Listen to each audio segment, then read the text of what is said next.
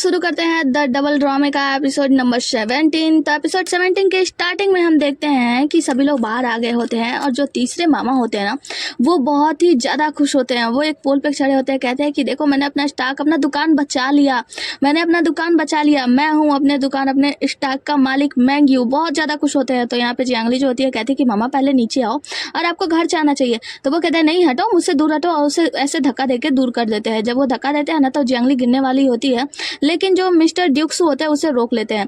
यहाँ पे तीसरे मामा तुरंत घुटनों के बल बैठ जाते हैं और रोते हुए कहते हैं कि झेंग झेंग तुम मुझसे दूर क्यों चली गई, क्या तुम एक बार आकर मुझसे मिल लोगी। मतलब ये जियांगली के माँ को ना प्रणाम कर रहे होते हैं और उनके लिए रो रहे होते हैं कि झेंग झेंग मैं तुमसे बहुत प्यार करता हूँ, जिस दिन से तुम गई हो ना उस दिन से एक दिन भी ऐसा नहीं रहा दीदी जिस दिन मैं तुम्हें याद नहीं करता। क्या एक दिन तुम आके मुझसे मिल सकती हो, बस कुछ वक्त के लिए, तुम बस एक बार मुझसे आकर मिल लो। मैं तुम्हें बहुत याद करता हूँ, मैं तुम्हें बचाने में विफल रहा, मैं बहुत ही ज़्यादा रोता हूँ, मुझे बहुत बुरा लगता है बहन, मैं तुम्हें बहुत याद करता हूँ। बहुत ज़्यादा रो रहे होते हैं, अपने दुख को यहाँ पे व्यक्त कर रहे होते हैं नशे में। ड्यूक्स वो इशारा करते हैं वेंजी को, तो वेंजी जाता है और मामा को वहाँ पे बेहोश करता है और टांग के ले जाता है घर के लिए। जियांगली भी सैड हो जाती है और कहती है कि मेरे तीसरे मामा। ड्यूक्स कहता है कि वो घर चले गए। तो जियांगली कहती है बहुत अच्छा, तुम बहुत अच्छे हो। जिसके बाद से अब जियांगली का मस्ती करने का टाइम आता है और वो छाते से बाहर निकाल के वहाँ पे नाचने लगती है। कहती है कि आज का दिन बहुत ही ज़्यादा अच्छा है ड्यूक्स, तुम्हें पता है आज मैं बहुत ज़्यादा खुश हूँ, बहुत ज़्यादा खुश हूँ मैं, मुझे पता नहीं मैं अपने खुशी कैसे व्यक्त करूँ।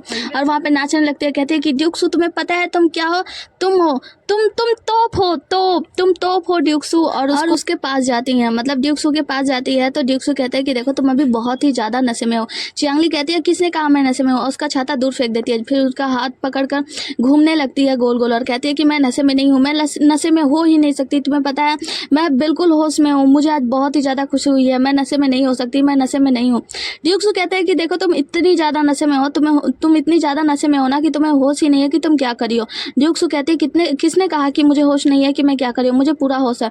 और ड्यूक्सू के करीब जाती है, उनका कपड़ा पकड़ के अपने करीब खींचती है। कहती है कि जियो हैंग, मतलब पहली बार ड्यूक्सू का नाम लेती है। तो जहाँ पे ड्यूक्सू कहते हैं ली, तो वो कहती है कि जियो हैंग तुम बहुत सुंदर हो। और उसके बाद से ड्यूक्सू के करीब जाने लगती है। कहती है तुम कितने खूबसूरत हो। ड्यूक्सू जब उस ऐसा करते देखते हैं तो उसका फेस अपने फेस से हटा देते हैं और कहते हैं कि तुम कितनी बेशर्म हो। ड्यूक्सू का हाथ हटाकर वो उन्हें अपने करीब खींच लेती है। कहती है कि तुम्हें पता है तुम कितने अच्छे दिखते हो, कितने गुड लुकिंग हो। ड्यूक्सू कहते हैं कि तुम ये क्या बकवास बातें कर रही हो और उसे अपने आप से दूर कर सकते हैं और शर्माने लगते हैं। जब ड्यूक्सू दूसरी तरफ मुंह फेरते हैं तो जियांगली उनके सामने आ जाती है और फिर अपना क्यूट सा चेहरा बनाकर दिखाने लगती है कि देखो तुम कितने हैंडसम हो, तुम कितने अच्छा स्माइल कर रहे हो, मतलब बहुत ही ज़्यादा तारीफें कर रही होती है। यहाँ पे वो कहती है कि ड्यूक्सू तुम कितने ज्यादा नशे में हो, है ना, तुमने इतनी सारी शराब पी है। ड्यूक्सू कहता है कि नहीं मैं बिल्कुल नशे में नहीं हूँ।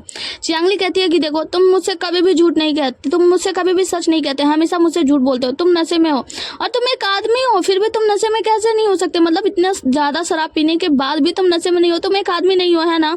जिसके बाद से ड्यूक्सू कहते हैं कि जियांगली तुम भी तो इतने ज्यादा नशे में हो लेकिन तुमने मुझसे कभी सच नहीं कहा, तुमने नहीं बताया तुम कौन हो।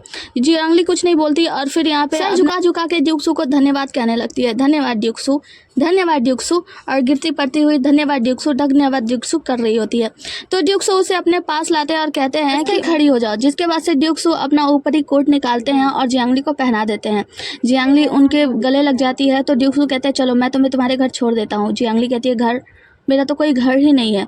जिसके बाद से ड्यूक्सू याद करते हैं बियायो के बातों को। बियायो ने कहा था कि तुम जल्दी से संभल जाओ या ना वरना मुश्किल होगा, हो सकता है कि तुम्हारा पूरा परिवार ही बिखर जाए। ड्यूक्सू जियांगली से कहते हैं क्या संयोग है, मेरा भी कोई घर परिवार नहीं है। जिसके बाद से जियांगली को ड्यूक्सू जो होते हैं वो अपनी गोद में उठाते हैं और लेके उनके घर के तरफ जाने लगते हैं।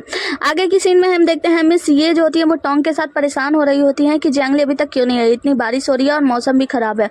टोंग कहती है कि तीसरे मामा के घर जाने के बाद जियांगली ने मुझसे कहा कि मैं घर वापस आ जाऊँ, मुझे भी खबर नहीं है कि वो कहाँ होंगी। तो यहाँ पे ये कहती है कि मैं इतनी ज्यादा चिंतित हो रही हूँ, क्या तुम्हें चिंता नहीं हो रही है। टोंग कहते हैं चिंता करने से क्या फायदा, वो समय पे आ जाएंगी। ये कहती है चिंता करने की तो बात है। और दूसरी तरफ दिखाती है जहाँ पे हम देखते हैं कि ड्यूक्सू जो होते हैं वो जियांगली को गोद में लेकर आ रहे होते हैं। आगे ड्यूक्सू जो होता है वो जियांगली को लेकर आते हैं और मिस ये के पास खड़ा कर देते हैं और मिस ये और टोंग को कहते हैं इसे संभालो, ये बहुत ही ज्यादा नशे में है। इतना कहने के बाद ड्यूक्सू वहां से जाने लगते हैं। तो मिस ये कहती है कि तुम कौन हो, मतलब इतना ज्यादा उसे शराब पीने क्यों दिया, क्या लगते हो तुम जियांगली के।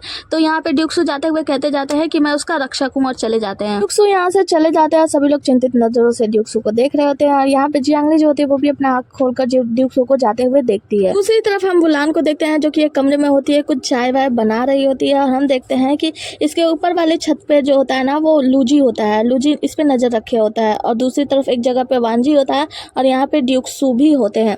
हम देखते हैं कि यहाँ पे लूचेंग आता है अपने घोड़े से सवारी करके, मतलब घुड़सवारी करके, और वो बुलान के पास जाता है, जिसके बाद से वो बुलान से कहता है कि तुम्हें याद है ना जब तुम दाई देश से भागी थी तो मैंने तुम्हारी मदद की थी। वो कहती है कि मुझे अच्छे से याद है कि जब मैं दाई देश से भागी तो आपने अपने जान जोखिम में डालकर मेरी मदद की और मैं हमेशा आप ही के साइड हूँ। ये लोग दाई भाषा में बात कर रहे होते हैं जहाँ पे ड्यूक्सू को ऊपर कुछ भी समझ में नहीं आ रहा होता है। लूचेंग कहता है कि बुलान अब तुम साबित करो कि क्या तुम मेरे तरफ हो या ड्यूक्सू के तरफ। वो कहते हैं कि मैं हमेशा से आपके तरफ ही हूँ।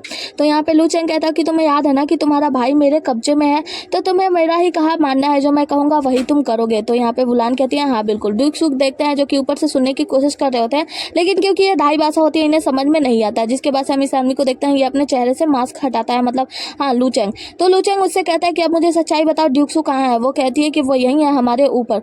तो वो आदमी पूछता है कि उसके साथ कितने आदमी हैं। वो कहती है कि राजधानी से बहुत सारे लोगों नहीं आ सके, मतलब बहुत सारे लोगों का समर्थन उसे नहीं प्राप्त है, इसीलिए वहाँ पे सिर्फ 2-3 लोग हैं, यानी कि ड्यूक्सू, वांजी, लूजी। जिसके बाद से वो आदमी कहता है कि अच्छी बात है, जिसके बाद से ये दोनों लोग मिलकर चाय वाय पीते हैं। तो जो लूचेंग होता है ना वो कहता है कि ड्यूक्सू अगर आप यहाँ पे हैं तो हमारे साथ आकर चाय पीजिए, आपको छुपने की आवश्यकता नहीं है। हम देखते हैं कि यहाँ पे बहुत सारे सैनिक आ जाते हैं जो कि वांजी, लूजी पर हमला करते हैं और ये जो आदमी होता है वो ड्यूक्सू के ऊपर हमला करता है। जिसके बाद से हम देखते हैं कि जो बुलान होती है वो भी ड्यूक्सू के ऊपर हमला करती है और ड्यूक्सू बस बचने की कोशिश कर रहे होते हैं। वो बुलान से कहते हैं लड़ते हुए कि देखो तुम्हें यहाँ पे लड़ाई वड़ाई करने की जरूरत नहीं है, इन सब के लिए तुम नहीं बनी हो, तुम्हें अगर करना ही है कुछ ना तो तुम जाकर नचैया गवैया करो, मतलब गाना वाना गाओ, वही तुम्हारे लिए सही रहेगा। जिसके बाद से जब वो बुलान को दूर फेंकते हैं तो हम देखते हैं कि जो लूचेंग होता है ना वो बुलान को पकड़ लेता है और पकड़ के उसे जान से मार देता है। कहता है कि ड्यूक्सू मुझे पता है कि आप इसे जान से नहीं मार सकते तो मैंने आपका काम आसान कर दिया। जिसके बाद से बुलान कहती है कि तुमने ऐसा क्यों किया और मेरे भाई का क्या। वो कहता है कि तुम एक हारे हुए व्यक्ति हो जिसने कि हमारे साथ विश्वासघात किया, तो बताओ भला मैं तुम्हारे भाई को क्यों जिंदा करूँ, जाओ और तुम मुझसे नर्क में मिल लेना। जिसके बाद से वो बुलान मर जाती है। उसके बाद से लूचेंग और जो ड्यूक्सू होते हैं इन दोनों के बीच में लड़ाई होती है और बाहर हम देखते हैं कि वांजी, लूजी उन सभी सैनिकों से लड़ाई कर रहे होते हैं, मतलब ये लोग बेहद लड़ाई में फंसे होते हैं। यहाँ पे ड्यूक्सू से कहता है कि जो लूचेंग जो होता है ड्यूक्सू से कहता है कि मुझसे मिलने से पहले आप इतनी सारी शराब पी के आए हैं। तो यहाँ पे ड्यूक्सू जो होते हैं वो कहते हैं कि देखो तुम इसके लायक नहीं हो कि मैं तुम्हारे साथ बैठ के शराब या चाय पीऊँ। जिसके बाद से ड्यूक्सू कहता है कि वैसे तुम्हारे राजा चैंग को शायद पता था कि यहाँ पे आज क्या होने वाला है। तो वो कहता है कि हाँ, और मेरे राजा के बारे में जानने के लिए आपको कोई भी जरूरत नहीं है क्योंकि आप इतने अच्छे नहीं है कि मेरे राजा आपके ऊपर ज्यादा ध्यान रखें। लूचेंग तलवार के साथ और जो ड्यूक्सू होते हैं वो अपने पंखे के साथ ही लूचेंग को पछाड़ देते हैं, मतलब लूचेंग नीचे गिर जाता है। जिसके बाद से हम ड्यूक्सू को देखते हैं जो कि नीचे आते हैं उससे लड़ाई करने के लिए आगे, तो बहुत सारे सैनिक इनके ऊपर बैठ जाते हैं। ड्यूक्सू कहते हैं कि क्या मतलब 5 लोग एक लोगों पे, अरे एक एक करके आओ भाई। तो लूचेंग कहता है क्या फर्क पड़ता है, हमें तो बस जीतने से मतलब है। वो कहता है कि हाँ तुम्हारा राजा चैंग इतने सारे सैनिकों को रखा है तो ये तो बात बनती है। दूसरी तरफ हम वांजी, लूजी को देखते हैं जो उन सैनिकों से लड़ाई कर रहे होते हैं। तो एक जगह पे वांजी को चोट लगता है लेकिन लूजी जाके उसे बचा लेता है। जिसके बाद से लूजी कहता है कि तुम चिंता मत करो, अगर हम मरेंगे ना तो दोनों साथ में ही मरेंगे, ताकि जब मैं मरूं नर्क में जाऊं तो मेरा एक साथी तो हो। अब चाहे कितना भी शक्तिशाली कोई क्यों ना हो, पर 3 लोगों पे अगर इतने सारे लोग भिड़ जाएंगे तो हारना तो होता है। जब ये लोग हारने लगते हैं तब हम देखते हैं यहाँ आता है अपने सैनिकों के साथ जो कि तीर लेकर आए होते हैं और सभी को तीर धनुष से मार मार के गिरा देते हैं। जहाँ पे ड्यूक्सू पूछते हैं कि अच्छा तो तुम आ गए मेरी रक्षा करने के लिए। तो यहाँ पे बुलान कहता है भूल जाओ, मैं तुम्हारे लिए नहीं आया हूँ। यहाँ देखते हैं कि यहाँ से लूचेंग भागने लगता है फायदा उठाकर। तो यहाँ पे जो बुलान के लोग होते हैं वो लोग उसका पीछा करते हैं। ड्यूक्सू बियायो का धन्यवाद कहते हैं कि धन्यवाद जनरल बियायो। तो यहाँ पे बियायो कहता है कि देखो मैं तुम्हारी मदद करने के लिए नहीं आया था, बल्कि मैंने तुम्हारे पिता का किए गए एहसानों का बदला चुका लिया। और हाँ, जब तुम्हारे पिता का नाम साफ हो जाए तो मुझे अपने साथ चाय पे जरूर बुलाना। और इतना कह के बियायो अपने सैनिकों के साथ वहां से चला जाता है।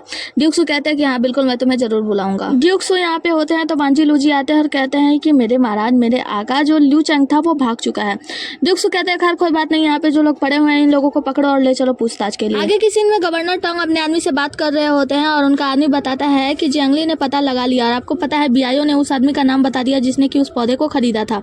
तो यहाँ पे गवर्नर टोंग कहते हैं कि वो वाकई जियांग परिवार की बेटी है, मतलब बहादुर बेटी है, उसने नाम का तो पता लगा लिया, लेकिन अब वो जाएगी वहाँ नाम के सहारे और पूछताछ करने के बाद खाली हाथ वापस लौट आएगी। आगे का सीन में हम कुछ नकाब पोस्ट को देखते हैं जो कि डाफिंग फार्मेसी फार्मेसी में जाते हैं और वहाँ के बहुत सारी चीज़ों को नष्ट कर देते हैं, मतलब हमला करते हैं। आगे दूसरा दिन का सीन दिखाया जाता है जहाँ पे हम देखते हैं जियांगली सोई होती है और टोंग उसकी देखभाल कर रही होती है, मतलब शरीर को पोंछ रही होती है। जियांगली जैसे ही उठती है तो टोंग कहती है कि मैं आपके लिए हैंगओवर सूप बनाकर लाती हूँ। जियांगली कहती है मेरे पास समय नहीं है, मुझे अभी भी बहुत सारा काम करना है।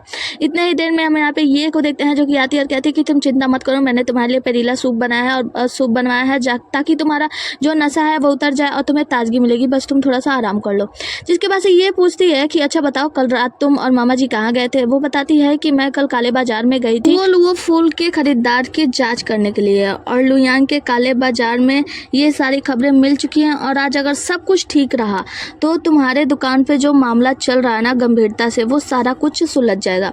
जिसके बाद से ये पूछती है कि अच्छा इसके बारे में बताओ, लाल कपड़ा दिखा के इसके बारे में बताओ, इसके बारे में क्या है। तो जियांगली कहती है ये क्या, ये तो बस एक ड्रेस है, वो बस एक ऐसा व्यक्ति है जो कि अनजाना है। तो वो कहती है कि अच्छा अनजाना। उसके बाद से जियांगली याद करती है कि रात को वो कैसे ड्यूक सू के साथ इतना सारा मस्ती कर रही थी, उनके साथ नाच रही थी, घूम रही थी। जियांगली कहती है कि चिंता मत करो, ऐसी कोई भी बात नहीं है। यहाँ पे हम देखते हैं कि ये उसे बहुत ज़्यादा चिढ़ा रही होती है, उस कपड़े को पहन के नाच वाच रही होती है।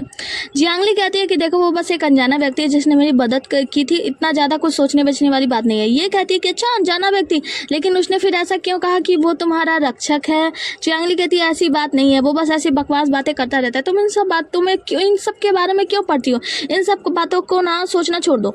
जिसके बाद से हम देखते हैं कि ये लोग जैसे ही बैठती हैं यहाँ पे एक नौकर आता है और बताता है कि मैडम ये ने फिर से फांसी लगाने की कोशिश की है, यानी इनके मामी जी ने। जियांगली ये से कहती है कि देखो तुम्हें घर संभालना है तो तुम यहाँ पे रहो, मामले को संभालो और मम्मी का ध्यान रखना, सब कुछ यहाँ पे देखना, मुझे जाना होगा और आगे के मामले को संभालना होगा।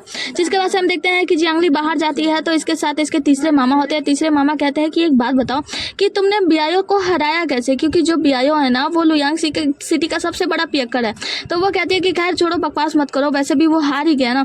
तो यहाँ पे मामा जी कहते हैं कि हाँ हार तो गया, लेकिन एक बात बताओ क्या तुमने उसे खबर दी, उसने खबर दी कि किसने वो दवाई खरीदी थी। तो ये बताती है कि हाँ एकमात्र ऐसा व्यक्ति है जिसने ये दवाई खरीदी है और वो है दाफैंग फार्मेसी। हम देखते हैं कि जियांगली और तीसरे मामा जैसे ही फार्मेसी के सामने पहुंचते हैं, फार्मेसी पे आवाज लगाते हैं कि कौन है अंदर, लेकिन अंदर से कोई भी आवाज नहीं आती। तो वहाँ पे खड़ा आदमी बताता है कि ये लोग आज सुबह से ही गायब है, मतलब कहीं चले गए हैं और देखो ना इन्होंने कोई नोटिस वोटिस भी नहीं लगाया।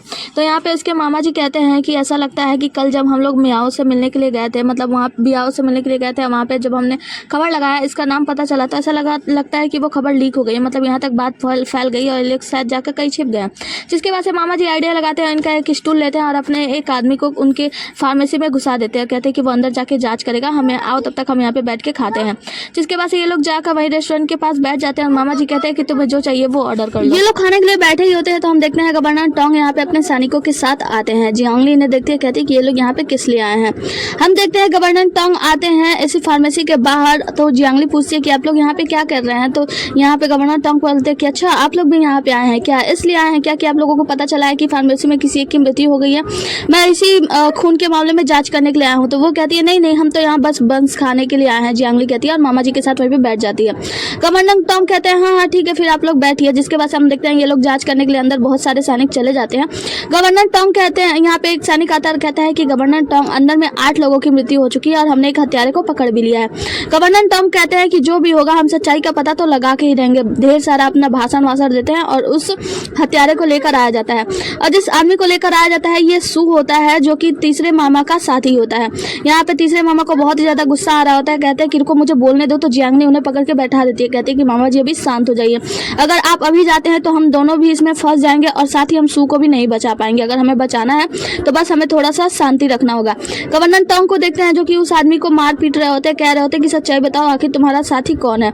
लेकिन हम सू को देखते हैं जो कि कुछ भी नहीं बोलता, मतलब एक शब्द भी नहीं बोलता। गवर्नर टोंग सू को धमका रहे होते हैं कि तुम सच्चाई बता दो कि तुम्हारा साथी कौन है, तुम्हें शायद छोड़ भी दिया जाए। लेकिन सू नहीं बोलता तो उसे कैद करके ले जाया जाता है। सू इशारा करके जियांगली को और थर्ड मामा को बताता है कि आप लोगों को कुछ भी नहीं बोलना, मेरी चिंता मत करो, उसे ले जाया जाता है। जिसके बाद हम गवर्नर टोंग को देखते हैं जो यहाँ पे अपनी बड़ी बड़ी बातें हाँक रहे होते हैं कि आप लोगों को चिंता करने की जरूरत नहीं है, मैं गवर्नर टोंग मैं यहाँ पे सच्चाई का पता लगाऊंगा और मैं वादा करता हूँ कि मैं न्याय करूंगा, मैं अपनी कसम खा कर कहता हूँ कि मैं अपना जान देकर न्याय करूंगा और आप लोगों को किसी को भी परेशान होने की जरूरत नहीं है। आगे मिस्टर फैंग को देखते हैं जो कि अपने आदमी के साथ लुयांग छोड़कर जा रहे होते हैं। जियांगली जाकर उन्हें बीच रास्ते में रोकती है, कहती है कि आप ऐसा कैसे जा सकते हैं, मतलब जांच अभी पूरी नहीं हुई है। तो मिस्टर फैंग कहते हैं देखिए हमने जांच को पूरी कर लिया, हमने पता लगा लिया है कि उस कपड़े में वो फूल का उपयोग किया गया जिसके कारण से मौतें हुई और चकत्ता करता शरीर पे पड़ गया रेड रेड। तो यहाँ पे जियांगली कहती है कि लेकिन आपने ये तो नहीं पता लगाना कि तुओ लुओ फूल कहाँ से आया है। तो मैंने पता लगा लिया है, तुओ लुओ फूल एकमात्र ऐसे फार्मेसी है, डेफेंग फार्मेसी,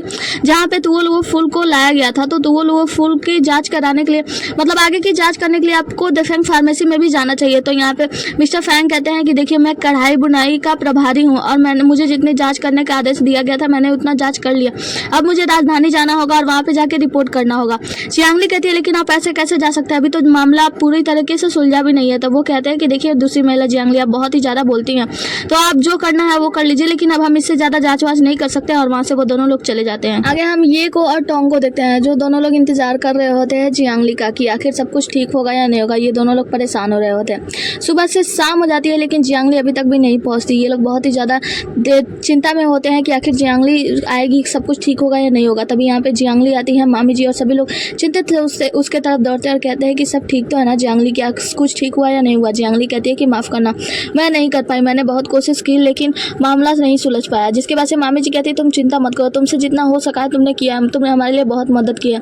मुझे ऐसा लगता है कि मुझे पता है टोंग को कितना चाहिए और मतलब टोंग को कितना पैसा चाहिए मुझे पता है। मामी जी जो होती हैं वो याद करती हैं कि जब वो टोंग से मिलने गई थी तो टोंग ने साफ साफ बता दिया था, साफ साफ मामलों में, कि ली लियांग को गुस्सा दिलाया था आपके परिवार के बेटे सीजी ने। मतलब वो लोग बस चाहते हैं कि ये सीजी उनका समर्थन करें, यानी ये सीजी उनके गुट में शामिल हो जाए। तो मामी जी ने कहा था कि अच्छा, जिसके बाद से यहाँ पे जो टोंग है ना, टोंग गवर्नर, उसने ना यहाँ पे बहुत सारे सोने की मांग भी की थी कि आइए बैठिए, आपके हाथों में है सब कुछ, अगर आप अपना हाथ खोल देती हैं, मतलब हमें वो चीज़ दे देती हैं जो चीज़ हम मांगे, तो आपका मामला पूरी तरीके से साफ हो जाएगा। लेकिन अगर आप अपना मुट्ठी अगर बांध लेती हैं और जियांगली की तरफ आपका परिवार जुड़ चुका है ना, तो जियांगली के साथ अगर आप अपना हाथ बांध के काम करती हैं तो आपका कुछ भी नहीं होगा, मतलब आप बर्बाद होने ही वाली हैं। मतलब वो बहुत सारे सोने की मांग करता है। तो मामी जी ने कहा था कि देखिए आपकी चाय बहुत ही ज़्यादा महंगी है, मैं आपको इतना ज़्यादा मतलब पे नहीं कर सकते, मतलब हमारा घर कोई सोने का खदान थोड़ी ना है जो मैं आपको पेमेंट कर दूँ।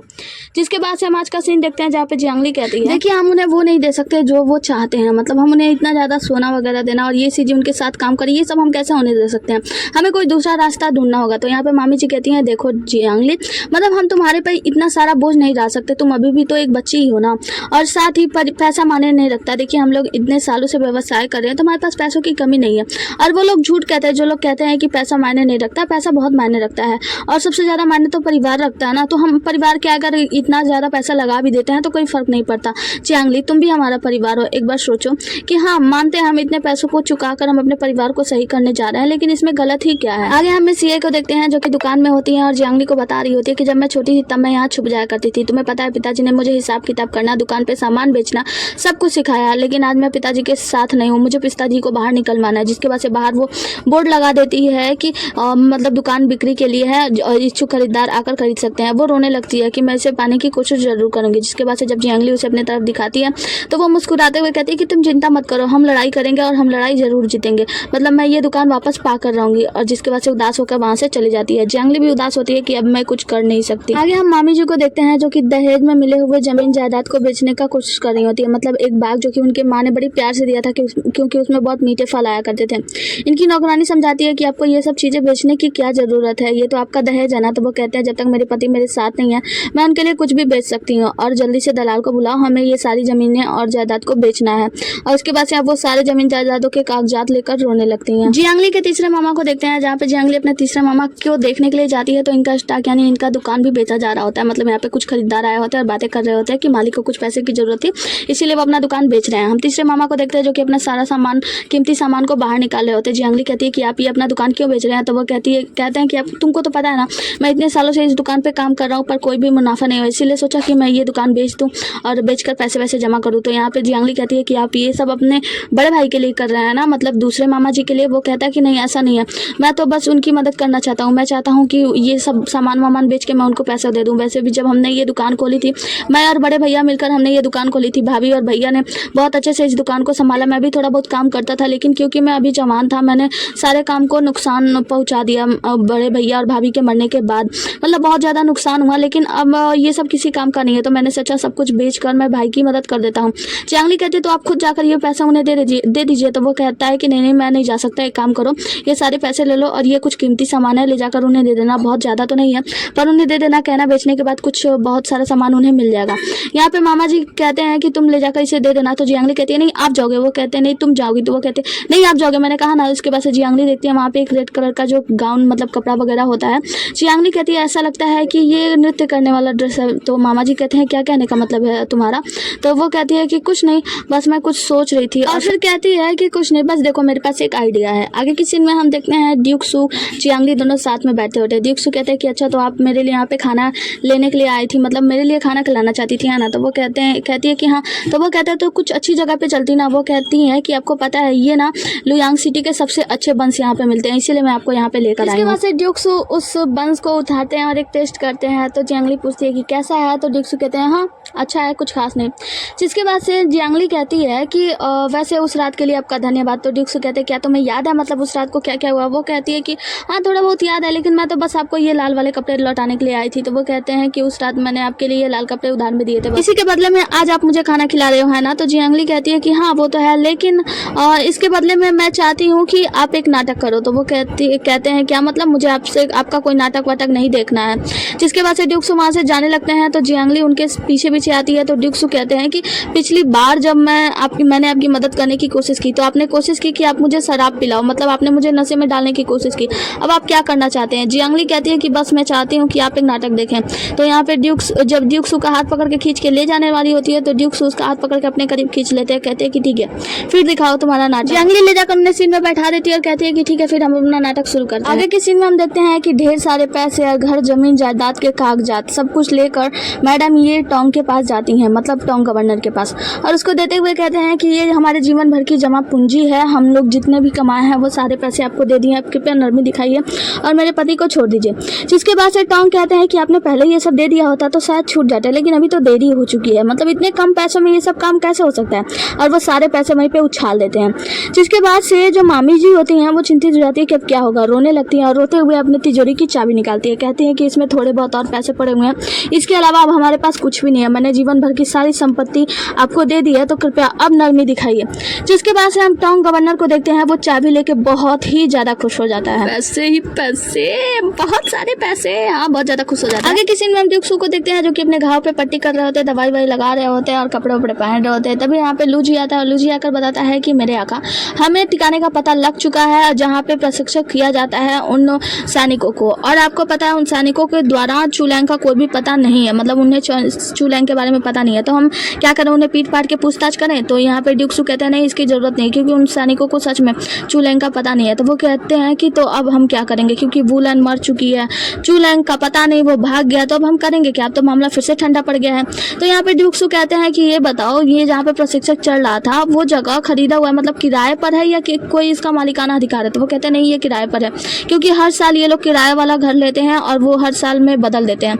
जहाँ पे ड्यूक सू कहता है ठीक है फिर जाके मकान मालिक से पूछताछ करो कि उन्होंने किससे किराया लिया था। हम देखते हैं कि ये लोग बातें कर रहे होते हैं। तभी यहाँ पे अबान जी आता है और एक टोकरी देता है, कहता है ये बंस की टोकरी मैडम जियांगली की नौकरानी लेकर आई थी और उन्होंने आपके लिए दिया था, उन्होंने कहा कि जियांगली मैडम ने आपके लिए खरीदा है। जहाँ पे ड्यूक सू टोकरी लेते हैं और टोकरी खोलते हैं तो उसमें एक पर्ची होती है, उसमें कुछ लिखा होता है। जिसके बाद से ड्यूक सू कहते हैं शाही पर्यवेक्षक कहाँ है, उनसे कहो दूसरी महिला जियांगली के लिए आग्रह करें। जिसके बाद से यहाँ पे अबान जी चला जाता है। जिसके बाद से लूजी कहता है कि मेरे आका क्या आपको लगता है कि दूसरी महिला के जियांगली के झांसे में गवर्नर फंसने वाला है। ड्यूक सू कहते हैं कि जो गवर्नर है ना वो बहुत ही ज्यादा लालची है, साथ ही साथ ओपेरे का बहुत बड़ा शौकीन है, तो दूसरी महिला जियांगली वही उसी जगह पे वार करने जा रही है जहाँ पे उसको बहुत ही ज्यादा तकलीफ होगा। तो रुको और देखते हैं क्या होता है। ड्यूक सू बंस को टेस्ट करते हैं और कहते हैं कि हाँ ये वाकई में स्वादिष्ट है। आगे हम देखते हैं गवर्नर टोंग के यहाँ पे ढेर सारे तोहफे आए होते हैं और ये जितने भी तोहफे होते हैं ना वो बहुत ज्यादा महंगे होते हैं।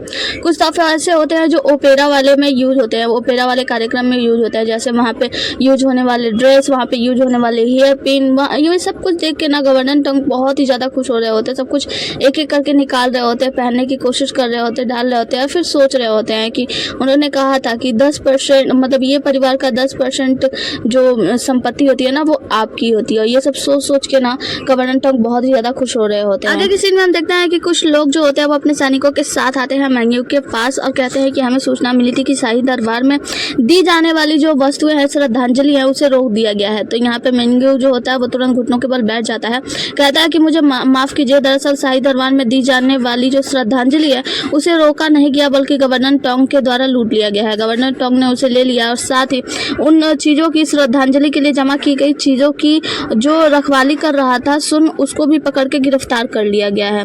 तो ये कहते हैं कि तुम समझ रहे हो ना कि तुम किसके ऊपर आरोप लगा रहे हो, गवर्नर टोंग के ऊपर। तो मेंग्यू कहता है कि देखिए, मैं झूठ नहीं बोल रहा हूँ, मैं अपनी कसम खा के कहता हूँ, ये बिल्कुल सच है। आगे हमें जियांगली को दिखाया जाता है जिसने ड्यूक सू से कहा था कि मैं चाहती हूँ कि आप ये सूचना पर्यवेक्षकों तक पहुँचाएं कि ये परिवार के द्वारा दी जाने वाली श्रद्धांजलि गवर्नर टोंग के द्वारा हड़प ली गई है।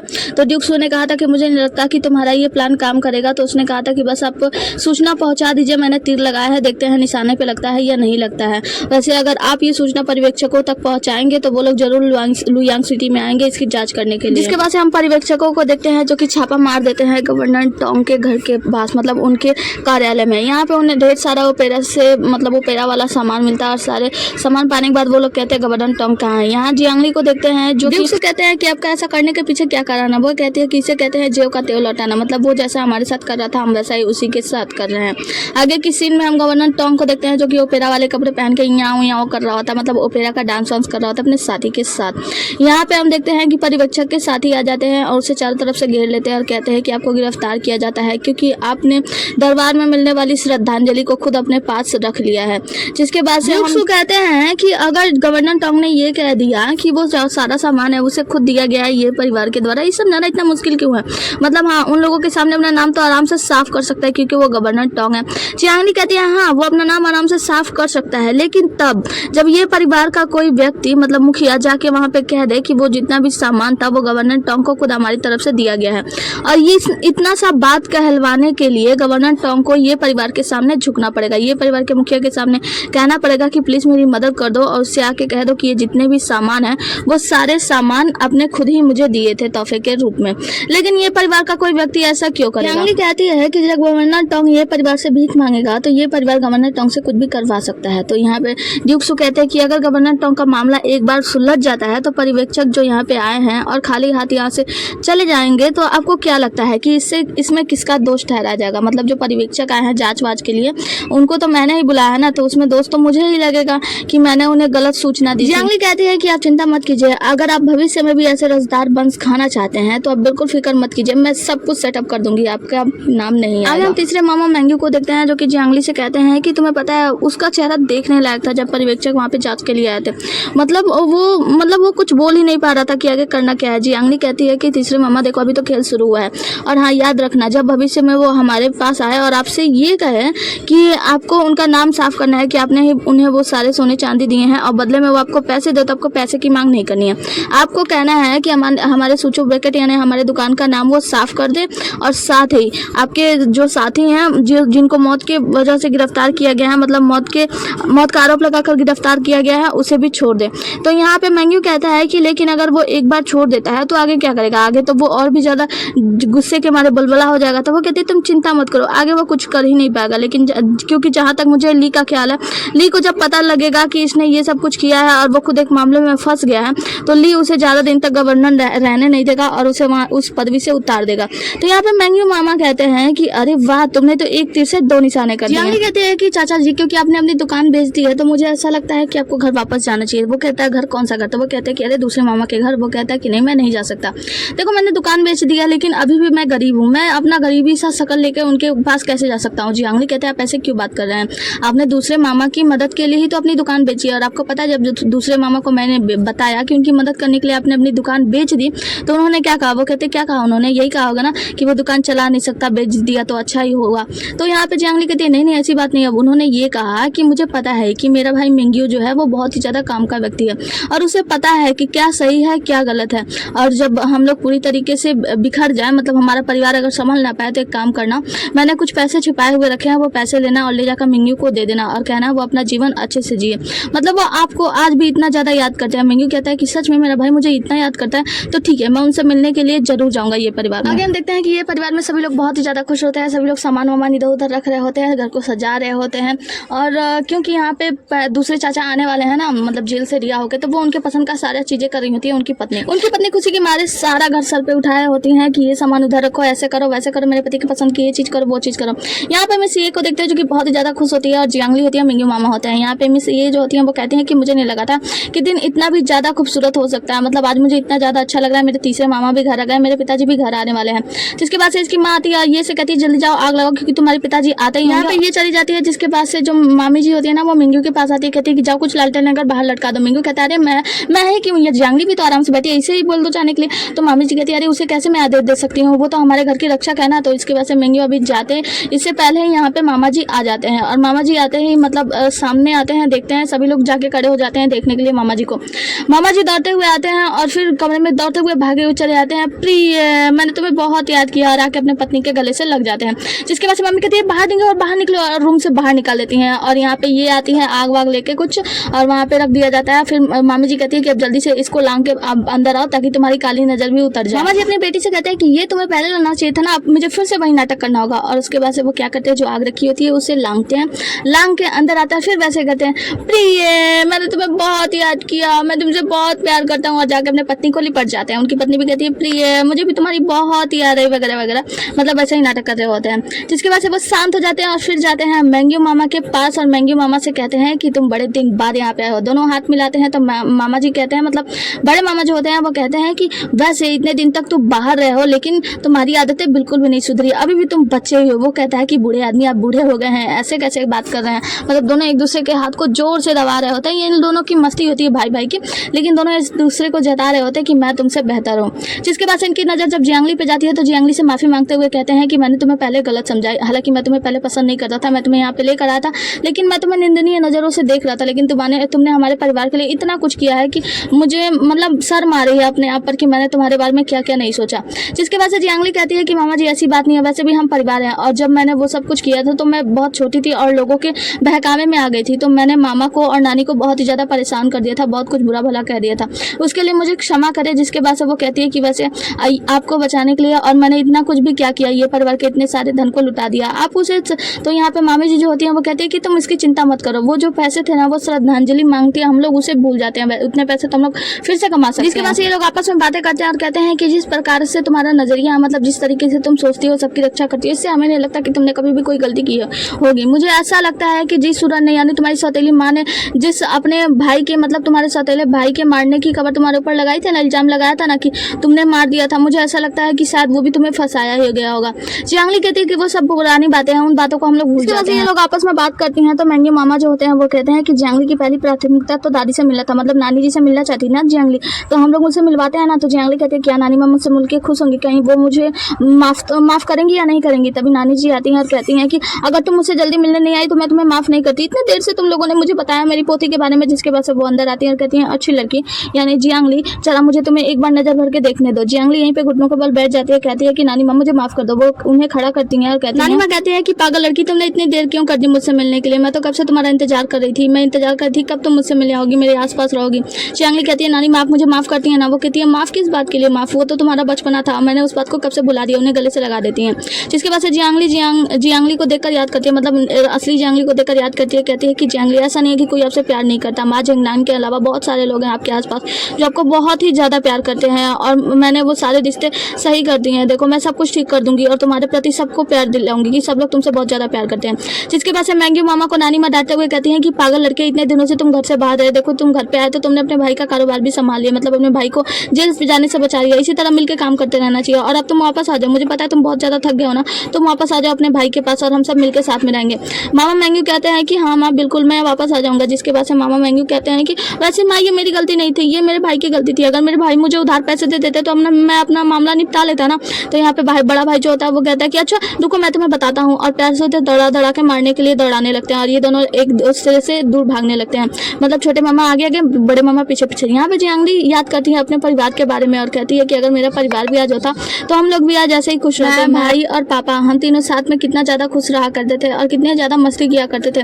जियांगली ये सब कुछ याद करती है। जिसके बाद से वो उसके आंखों में आंसू होते हैं और वो देख रही होती है कि नानी माँ के सामने उसके दोनों मामा कैसे उन्हें खाना वाना खिला रहे हैं। जियांगली की आंखों में आंसू देखकर मिस ये जो होती हैं उसे छुपाती हैं और कहती हैं कि चुप हो जाओ जियांगली, अब तुम्हें रोने की जरूरत नहीं है क्योंकि तुम अपने परिवार के साथ हो, अपने घर में हो। इसी के साथ आज का ये एपिसोड यहीं पे खत्म होता है। मिलते हैं अगले एपिसोड में, तब तक के लिए बने रहिए हमारे साथ। Tata bye bye, take care.